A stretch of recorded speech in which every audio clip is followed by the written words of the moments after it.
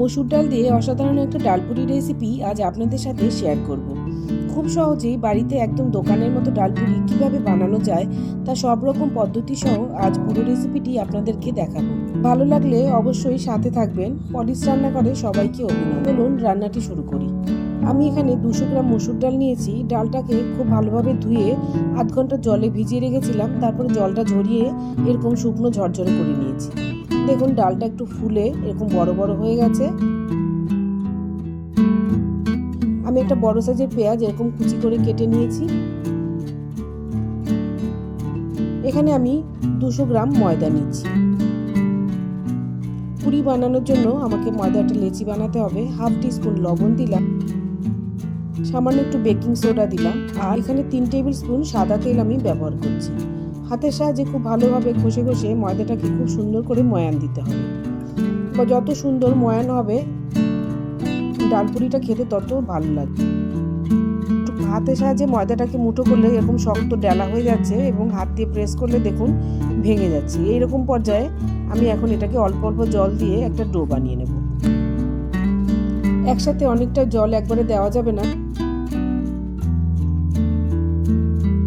আমি অল্প অল্প করে জল দিয়ে একটা সফট ডো বানিয়ে নিচ্ছি।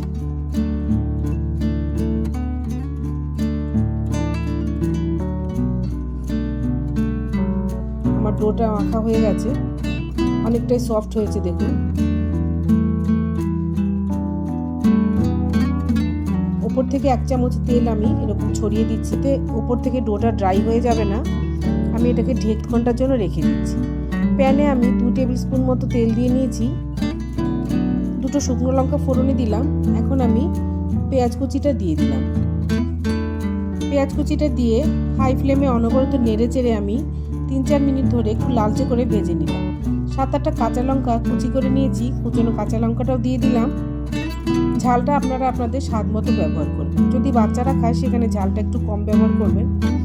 এখন আমি মসুর ডালটা দিয়ে দিচ্ছি।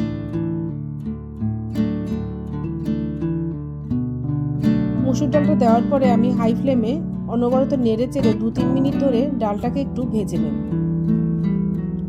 এভাবে ডালটা ভেজে ব্যবহার করলে এর টেস্টটা অনেক বেশি ভালো হয়।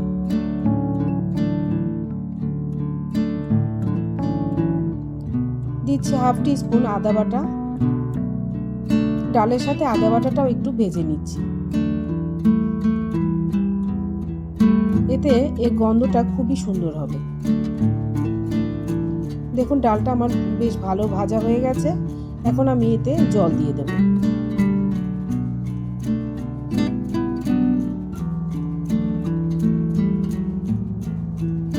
আমি পরিমাণ মতো এরকম অল্প করে জল দিলাম।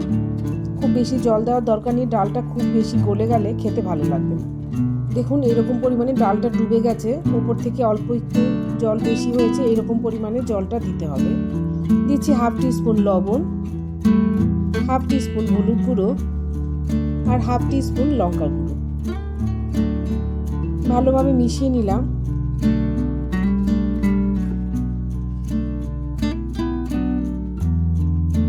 এখন আমি এটাকে ঢাকনা দিয়ে ঢেকে মিডিয়াম ফ্লেমে 10 মিনিট কুক করছি। 10 মিনিট পরে ঢাকনাটা খুলে নিলাম। দেখুন ডালটা একদম খুব সুন্দরভাবে সেদ্ধ হয়ে গেছে আর জলটাও অনেকটা শুকিয়ে গেছে। কিছুটা কুচনো ধনেপাতা উপর থেকে দিয়ে দিলাম। এতে এর গন্ধটা খুবই অসাধারণ হবে আর টেস্টটাও অনেক বেশি ভালো হবে। হাই ফ্লেমে অনবরত নেড়ে চেড়ে ডালটাকে আরেকটু শুকনো করে নেব। এরকম শুকনো অবস্থায় আমি এটাকে নামিয়ে নেব। এর থেকে বেশি শুকনো করার দরকার নেই, কারণ এটা ঠান্ডা হয়ে গেলে আরো বেশি ঝরঝরে হয়ে যাবে। পুরটা আমার একদম রেডি। এখন আমি এটাকে নামিয়ে নিয়ে ঠান্ডা করে নেব। ময়দার ডোটাকে আরেকবার একটু মেখে নিলাম।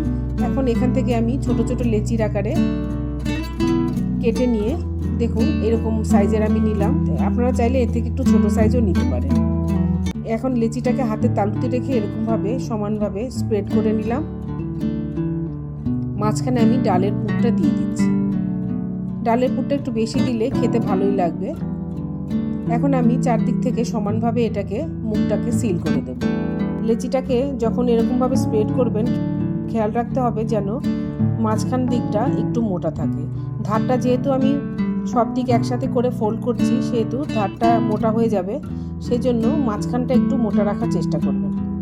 দেখুন আমার লেচিটা এরকমভাবে হয়ে গেল।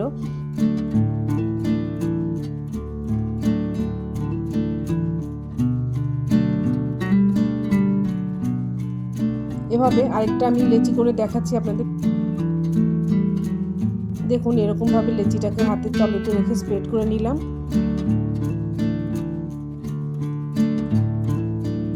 ডালপুরি খেতে কম বেশি আমরা সবাই ভীষণ পছন্দ করি, আর সেটা যদি একদম দোকানের মতো হয় তাহলে তো কোনো কথাই হবে না। এখন চারদিকটা আমি দেখুন এরকমভাবে সিল করে দিচ্ছি। এইভাবে সবগুলো লেচি আমি বানিয়ে নিচ্ছি, তারপরে আমি একসাথে এগুলোকে বেলে ভাজার জন্য রেডি করব।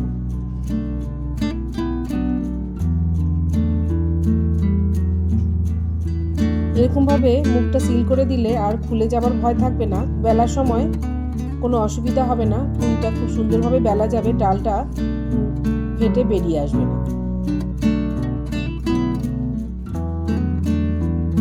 দেখুন আমার সবগুলো লেচি তৈরি হয়ে গেছে। এখন আমি একটু অল্প করে ময়দা ছড়িয়ে নিচ্ছি। একটা করে লেচি নিয়ে আমি এখন এটাকে বেলে নেব। যে দিকটা মোড়ানো হয়েছিল সেই দিকটা তলায় দিয়ে আমি হাতের সাহায্যে হালকা প্রেস করে করে একটু ছড়িয়ে নিলাম। এখন আমি বেলুনির সাহায্যে আলতো করে বেলে নিচ্ছি। মাঝখানটাতে খুব বেশি প্রেসার করা যাবে না, সাইডগুলোকে হালকা করে ছড়িয়ে ছড়িয়ে বেলতে হবে, তাহলে পুরিটা ফেটে যাবে না, চারদিক সমানভাবে স্প্রেড হবে, ডালটাও ভেতরে চারদিকে সমানভাবে ছড়িয়ে যাবে। দেখুন আমি এরকমভাবে বেলে নিলাম। আমি এরকম সাইজের করেছি, আপনারা চাইলে এর থেকে ছোটও করতে পারেন। আমি এখানে যে পরিমাণ ডাল আর ময়দা ব্যবহার করেছি তাতে আমার 10 থেকে 12টা কচুরি তৈরি হবে। আপনাদেরকে আমি দুটো করে দেখালাম। দেখুন কত সুন্দর হয়েছে পুরিটা, কোনো দিকে কোনো ফেটে যায়নি। এখন আমি এগুলোকে ভেজে নেব। একটু বেশি পরিমাণে তেল দিয়ে এটাকে ভাজতে হবে। আমরা লুচি ভাজার জন্য যেরকম তেল ইউজ করি সেরকম পরিমাণে তেল নিয়ে কচুরিটা ভাজতে হবে। একটু বেশি তেলে কচুরিটা ভাজলে কচুরিটা বেশ ফুলে ফুলে উঠবে, আর ভাজাটাও খুবই ক্রিস্পি হবে, খেতে খুবই ভালো লাগবে। মিডিয়াম ফ্লেমে আমি ভাজাটা করব। খুব হাই ফ্লেমে দিলে এটা খেতে খুব একটা ক্রিস্পি হবে না। মিডিয়াম ফ্লেমে করলে ভাজাটা খুব সুন্দর হবে, কচুরিটা খেতে খুবই দুর্দান্ত লাগবে। দেখুন আমার একটা কচুরি ভাজা হয়ে গেল। উল্টে পাল্টে আমি 2 মিনিটের মতো সময় নিয়ে এটাকে ভেজে নিলাম। এভাবে বাকি পুরিগুলো আমি ভেজে নিচ্ছি। দেখুন কত সুন্দর ফুলে উঠেছে, আর দেখতে যেরকম সুন্দর হয়েছে খেতেও সেরকমই অসাধারণ লাগবে। সকালে বা বিকেলে জলখাবারে এমন গরম গরম ডালপুরি হলে একদম জমে যাবে। সাথে আলুর তরকারি করে নিতে পারেন, কিংবা হাতে সময় কম থাকলে শুধুমাত্র টমেটো সস দিয়ে এটা অনায়াসে খাওয়া যেতে পারে। রেসিপিটি ভালো লাগলে চ্যানেলটিকে অবশ্যই সাবস্ক্রাইব করে আমার সাথে থাকবেন। লাইক দিয়ে কমেন্ট করে জানাবেন রেসিপিটি কেমন লাগলো। দেখুন আমি একটা ডালপুরি আপনাদেরকে ছিঁড়ে দেখালাম, ভেতরে কত সুন্দর চারদিকে ডালটা স্প্রেড হয়েছে এবং কত সুন্দর সফট হয়েছে। সাথে থাকার জন্য সবাইকে অসংখ্য ধন্যবাদ। আবার দেখা হবে নতুন কোনো রেসিপি নিয়ে। সে পর্যন্ত সবাই খুব ভালো থাকবেন আর সুস্থ থাকবেন। সাথে থাকার জন্য সবাইকে অসংখ্য ধন্যবাদ।